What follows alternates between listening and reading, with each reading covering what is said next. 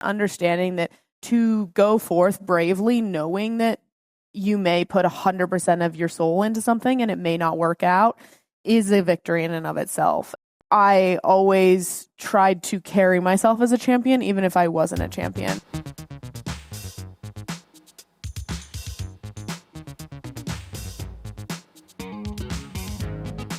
What's up, Slices? Today we're speaking with alpine skiing Olympic gold medalist Breezy Johnson.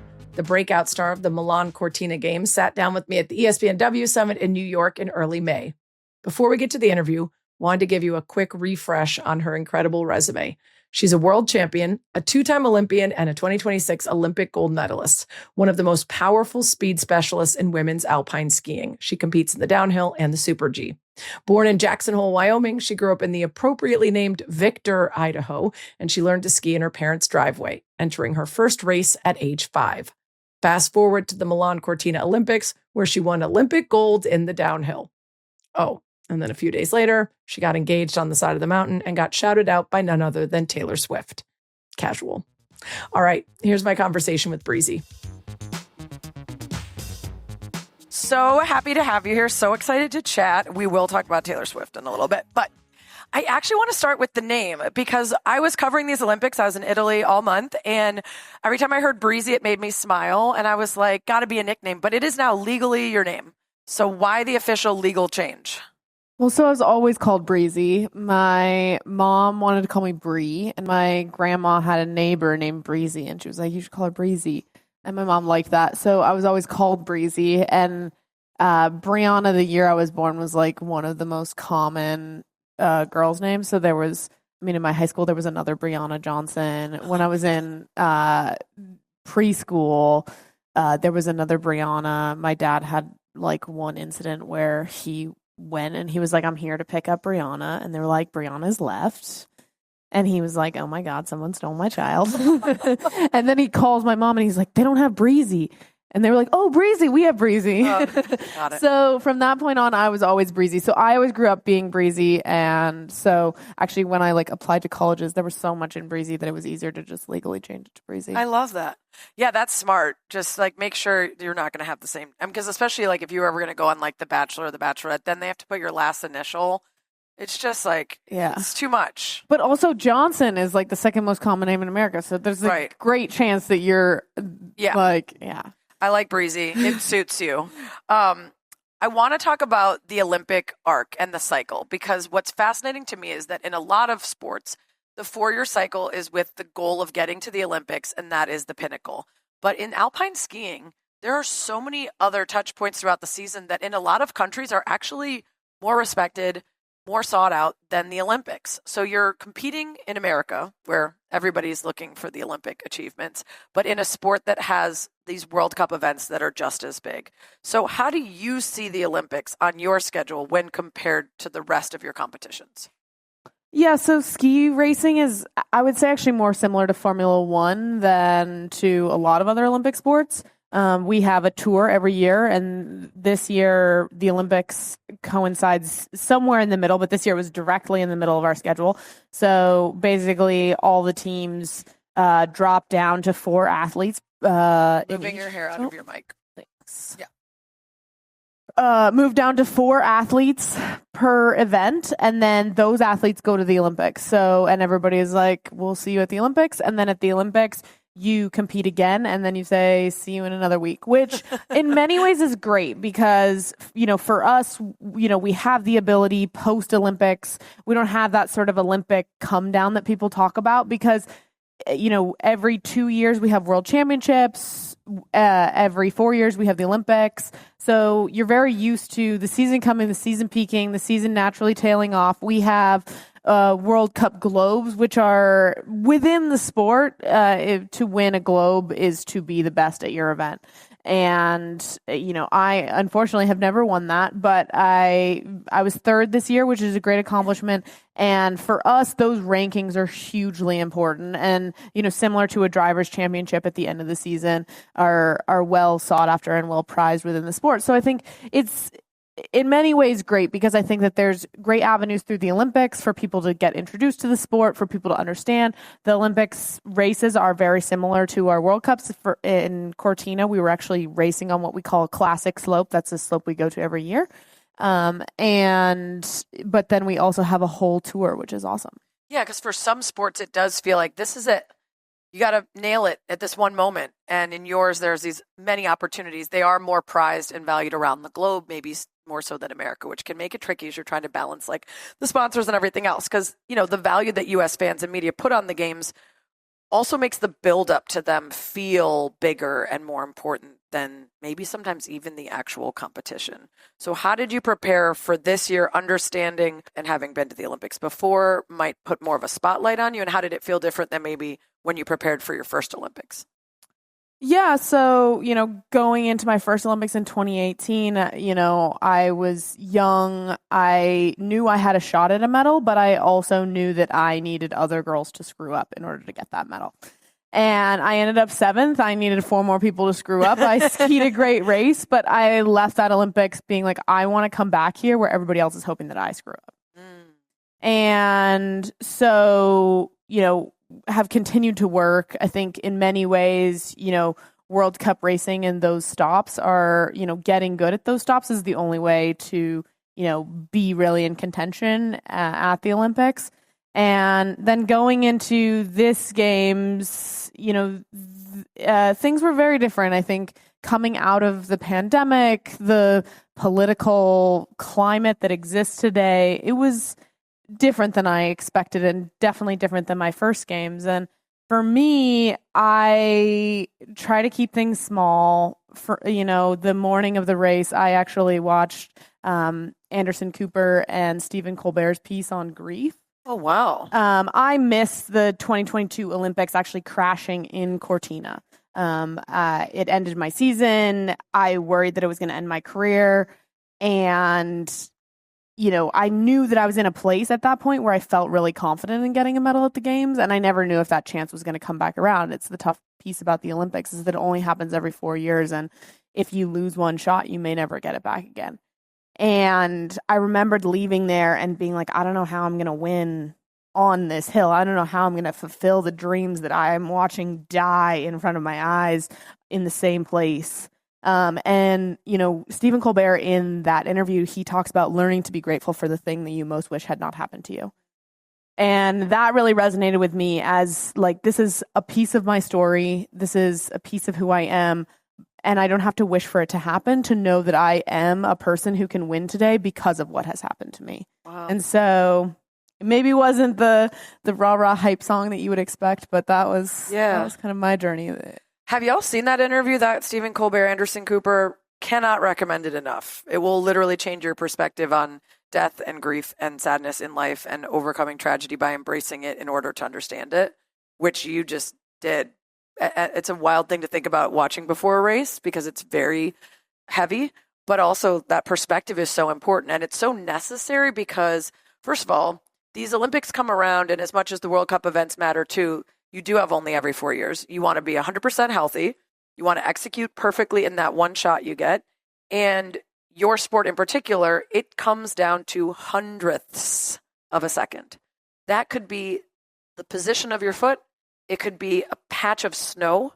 It could be the weather that day or just during your run. So how do you mentally prepare for the reality that a fraction of a second could decide your future and change your life, and also that you're not in control of all of those things? Yeah, I mean, I think a long time ago, I had to come to terms with the fact that being a champion didn't necessarily mean winning to me, because not all of those pieces are ever in your control in ski racing, and I think generally in sport. And so, but I have found that a lot of people, they shy away from that, right? They want to make it as fair as possible. They want to pretend that anybody can do anything if they work hard. And I think embracing that piece and understanding that to go forth bravely, knowing that you may put 100% of your soul into something and it may not work out, is a victory in and of itself. And so, I always tried to carry myself as a champion, even if I wasn't a champion. So that meant that I, always sought to work harder than anybody else in the room, than anybody else that I knew of, no matter whether I had those medals around my neck. And so going into the Olympics, it's a tough moment. And, people are like, you came across the line and you were really excited. And I was like, because I knew that I had done everything that I could. I had laid it out there. I knew I had a good run. And what anybody else did was out of my control. And so I was like, I'm going to enjoy this moment. I'm going to be proud of my performance, and we'll see what everybody else can do. That's incredible perspective. And like the happiness you can feel in life if you decide that the win is dedicating yourself wholly to something you love, and not what happens when you dedicate yourself wholly to something. Just the doing of it is enough. Yeah. And then you win gold. You put the two together. That's incredible. You've suffered a lot of injuries. You know at the start of every race that there is potential for grave injury in the sport that you do. And every little detail has to be right. Your focus has to be there. What kind of work have you done over the course of your career, or maybe even right before a race, to push through the fear and anxiety of that happening again? Yeah, I mean, the fear that you have in ski racing will always carry with you. I think people talk about the adrenaline junkies. They talk about the risk factor and how that's cool for them. And I wouldn't say I'm one of those people. I think that, the sport is brutal. I think one of the most incredible pieces of the sport is the way people come back from injuries in skiing. For myself, I had, an ACL tear, meniscal root tears, and osteochondral allograft, which is the same injury that just the osteochondral allograft is what Lonzo Ball had and had surgery for, and hasn't really been the same since. Yeah. And to be able, in ski racing, we have people who, are coming back. Lindsay came back from a partial knee replacement. You don't see that anywhere else in sport. You have people with meniscal replacement surgeries and things like that. And the ability for people to come back in skiing is really incredible, I think, too, and something that's really impressive about the sport. We have, we work really hard on rehabbing people. There's something about the sport and the way the forces build that allows you to come back from a lot of those sports. It's not a running sport. It doesn't last forever, things like that. But yeah, I think you have to embrace the reality and understand that there's only so much that you can do, and you have to control your controllables every time. So take me to Cortina, the day of the downhill race. Did it feel like a gold medal day from the start? Yeah, I don't know. I woke up, obviously I was nervous. I didn't sleep perfectly, but I slept okay. And, that morning, we had a really good, program. U.S. ski team. We weren't staying in the village. We were staying in a hotel that was on the slope. So we were kind of ski in, ski out. And I remember coming out and being like, am I crazy for feeling really good today?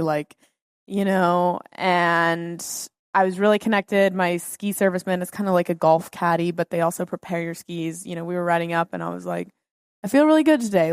I feel good. I just watched a killer video about a great grief. Video about grief and sadness. And I know that today, I think I really felt that that day would be, a great or terrible day, one or the other. And I had embraced that and moved forward with that. It was interesting. It's either a great day or a great story. That's what I say. When it's not a great day, later on you tell it and you laugh about how terrible it was. I came into it with the feeling of, the terrible things that I have been through have brought me to the person that can now go and become a champion. And if today does not bring that for me, I have to believe that will create me into somebody who will one day be able to go somewhere else and be a champion. And that will be a part of my story too. Yeah. Tell me about some of the reporting of your gold medal win, because you were kind of surprised, sometimes even feeling like you were painted as a villain in this story. Yeah, I mean, I was one of the names that nobody expected out of the Olympics. NBC on the day of the games, my family was completely spread apart around the stadium. They did not expect things from me. And, I watched as sort of my story from 2022 happened, and it was like deja vu, but it was somebody else, and that was Lindsey Vonn. And I felt so horribly for her. I felt like possibly more than anybody else I knew what she was going through. But I also, in knowing that, knew that I had no idea what she was going through. And, it was unexpected. And, coming out of it, there were, even just recently, there was a New York Times article that was like, Breezy put down too good of a run. Lindsay had to risk it all in order to win. And I was like, wait, like, I didn't go out here to like cause somebody else injury or pain. And, it has been an interesting contrast that has taken place since the games, I would say, and has been, I am very lucky in many ways because there were so many people watching that event, but they were watching it for somebody else.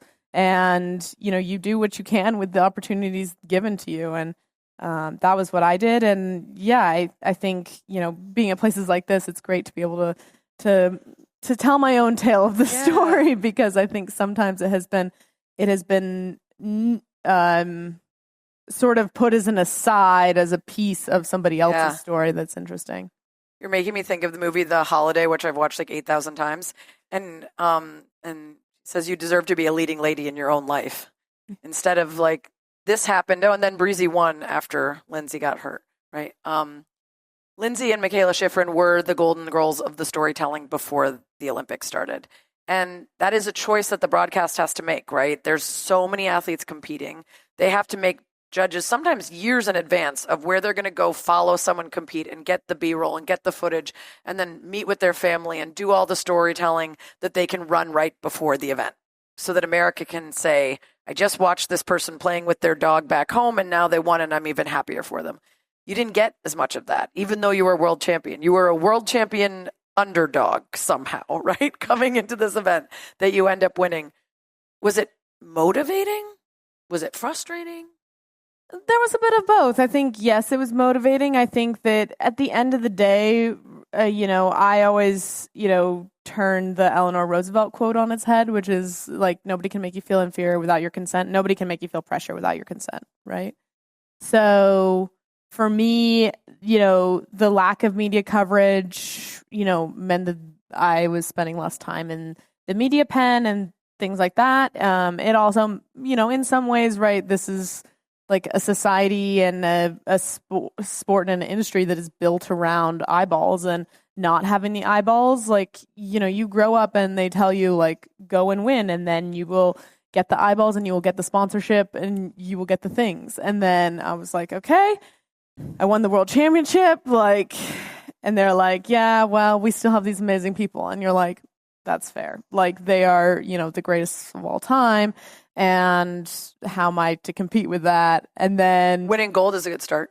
It is. And then they're like, well, we still kind of like these other guys. So it's hard. It's an interesting place in media, I think, right now, that, people are,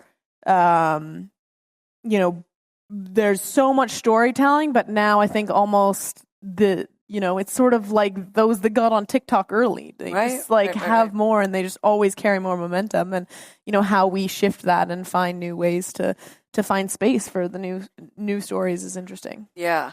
You competed in the combined with Michaela. You aced your downhill portion, setting up the team for success. She didn't have a good run. You fell just short of the podium. And that seems like a pretty straightforward story.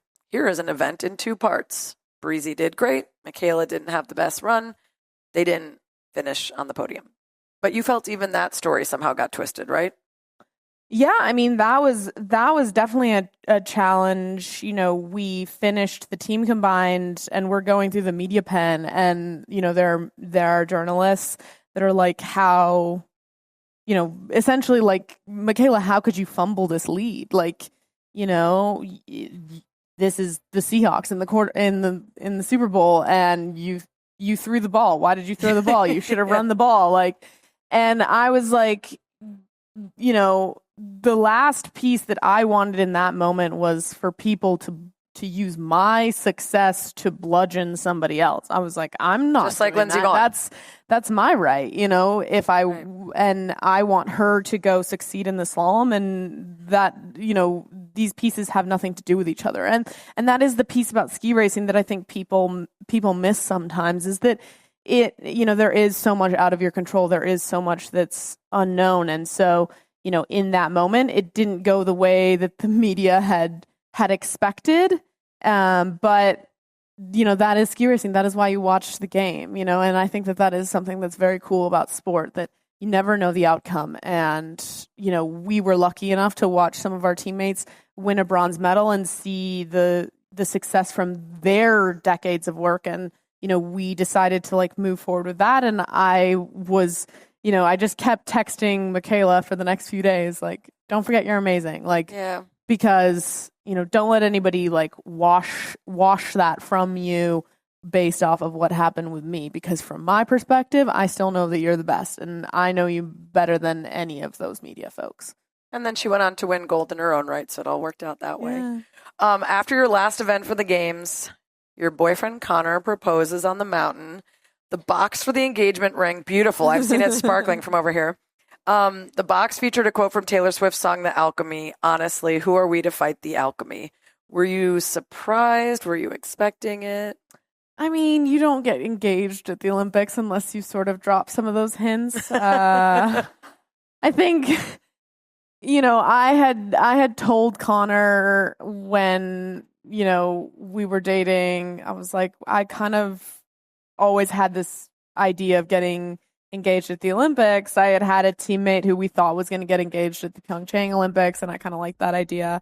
And, so as we went forward, and then, with Paris, I don't know if I certainly saw all the TikToks and Instagram videos of, Tara Woodhall, jumping into Hunter, Hunter Woodhall's arms, and they were all kind of set to the alchemy, and the alchemy had come out. We had just moved in together, and so for me, obviously the song is a little flipped, but I think that concept of realizing that winning is amazing, but what's truly special is sharing the winning with the people that you love. And you don't realize that until you have somebody to share it with. You don't realize that until you are sitting in the leader's chair, looking in the crowd to find the people that you care about. And it's not something that you think about when you're a little kid, but it's something that makes the journey so much more meaningful. And so to be able to share that with him was really special. And then obviously, I think Taylor sort of understood that from her perspective, and commented on the post, and then the engagement really grew legs and ran in a way that those Swifties will send a story. Yeah. Okay, so I've been wondering this since then, and we never got to connect at the Olympics. So shortly after the engagement, you posted on Instagram, "Meet Connor, my ex-boyfriend and current fiance." And I was confused. Was he your ex-boyfriend because now he's a fiance? Or was he an ex who swooped back in to become your fiance because you couldn't fight the alchemy? No. He, we always joked about I've always liked the jokes where it's here's my ex-husband, ex-boyfriend. Well, I'm your husband now, Right. So got it. Okay. We've never broken up, but yeah, he also early on when we were dating, he was like, "Okay, when are you gonna make this Facebook official?" And I was like, I don't know, maybe when we get engaged. Yeah. And then pressure was on early on. And then I guess once the Olympic things happened, I was like, oh yeah, I guess people are going to have to meet him at that point. And so, yeah. Meet Connor, what better way? my ex-boyfriend, now fiance. So I'm guessing a little bit of a whirlwind after Italy. Not only are you gold medalist, but now you're engaged. So how did things change for you from media sponsorships to attention to scrutiny? Yeah, I mean, I think that there was definitely, more, media partnerships, more attention. We also had kind of that come down of the season. I was, working on winning World Cups and things like that. So I would say since then it's been, I think for me, what I didn't expect was the weight of a gold medal as opposed to a regular medal. I think in ski racing, I won by 400ths of a second. You guys could all get your phones out now and hit start stop, and none of you could do that in 400ths of a second. It's, over the span of almost 2 miles, it's, an arm length. And so, the gold versus silver, I'd always been like, people that win medals are gods, and to do that one day out of every 4 years, and obviously you want to win, you want to be the best, but that's somewhat out of your control. It somewhat has to do with variables beyond you.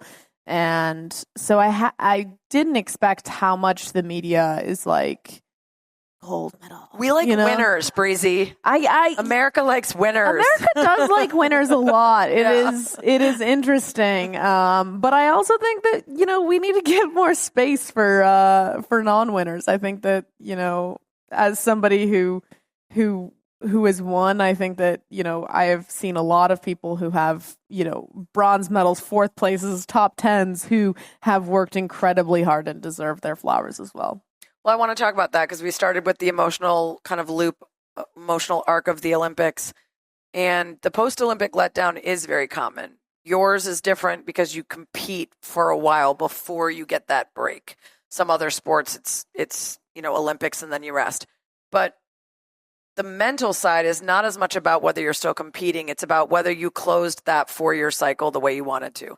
And speaking to even like the USOPC's head of psychology, she's acknowledged that sometimes athletes have a ton of success and they feel worse than someone who didn't have a great Olympics and just was able to process that better. So for you, did you do work leading up to it to be able to set yourself up for satisfaction regardless of outcome? Yeah, I think a lot of that has to do with reframing your perspective. And, for me, winning the gold medal was a validation of all the work that I've put in over so many years. And it, said that, sometimes when you do this, it does work out and you do get to walk away with the gold. But I knew coming in that you may never get that satisfaction, and you have to come to terms with that to some level. And so I think having come to terms with that and understanding that, not all champions wear medals, I think helped me. Yeah. So winning gives you a big platform, and you've worked with a handful of groups trying to help expand access to youth and to folks who maybe haven't tried skiing. So what are some of the things that you want to do now that people do know the name Breezy Johnson? Yeah, I mean, I, want to promote women's sports in general. I think that, skiing is a great example of a sport where, we have had, women in parity at the Olympic level for, as long as the sport's been in the Olympics. We've had equal prize money for a long time, and there's still a lot of, pay gap within sponsorships and pieces like that. So I think improving that. I think, I work with a company called, not a company, an organization called Coombs Outdoors, as well as Share Winter Foundation, which is the broader national component, that works to get underprivileged kids outside, get them into sports and specifically skiing. And I think that, so many of our sports, I think in this day and age with, higher private coaching rates, with just the technology race that I feel like is happening in sports right now, are, becoming less and less accessible. And so trying to improve that accessibility is something that I'm really passionate about. And continuing to work. I got an offer to go on a game show, and they were like, "We're donating to your favorite charity." And I was like, I can't say no now. What game show? Weakest Link. Okay, we'll be looking for it. Yeah, so keep your eyes out. I've been trying to finding out if you were the weakest link. I may still be the weakest link, but I've been studying. So no, I'm working hard. And also you work with Protect Our Winters, which is huge. And I remember speaking at the Green Sports Alliance and really starting to think about the fact that outdoor athletes, there's an existential threat to their competitions if there isn't snow, if there isn't cold weather, if there aren't spaces to play pond hockey and learn to fall in love with those sports. It deeply impacts your future. And so I love that you're working with that too. Yeah. All right, finally, Flavor Flav party. I was the one who yelled the date because don't y'all worry, I've memorized it and I'm going to be there, whether I'm invited or not. It is the weekend of July 17th, 18th, 19th in Vegas. What's the plan? Who's going to be there? What are you going to do? How excited are you? I'm really excited. I was like more like the woman that did the collective bargaining agreement for the WNBA. I was like, we need to have her because for me, so much of this is about elevating women in the business side of sports that I think has been so underrepresented. Oh, you want to bring her to Vegas? Yeah, so that she can talk to everybody and teach them how to bargain for themselves within individual sports. Have you been to Vegas? No. Okay. I mean, I think that's a lovely idea. You should do it early in the trip. Yeah. Okay. But it's supposed to be somewhat of a business trip, you know? Sure. I mean, I think within the sports world, right? I would say women are, we're undervalued. And when you have, marketing is somewhat about investment. And when you have an undervalued investment, that's what you're supposed to invest in. So, I can't wait to see more companies and people work and women, getting what they're worth, because I also think you see so many sports where dollars just bring eyeballs. Like in tennis, people are like, oh my God, there's $12 million at stake. I got to watch this. Yeah. Like, the value. They tell you what the value is. There's somewhat like we live in a capitalist society, and I think women making more money elevates women's sports as well. So 1000%. I like where your brain's at. Party up front, business up front, party in the back. The mullet of Vegas weekend. You start with the business and then party on your way out. Yeah. But I think we'll see. It's going to be great. We're going to meet Ed Sheeran, I think. So okay. That's what I heard. I'm really hoping. There's so many good things on the schedule for that weekend, and I think adding a little conversation about the value of women is a great addition. Everybody, Breezy Johnson!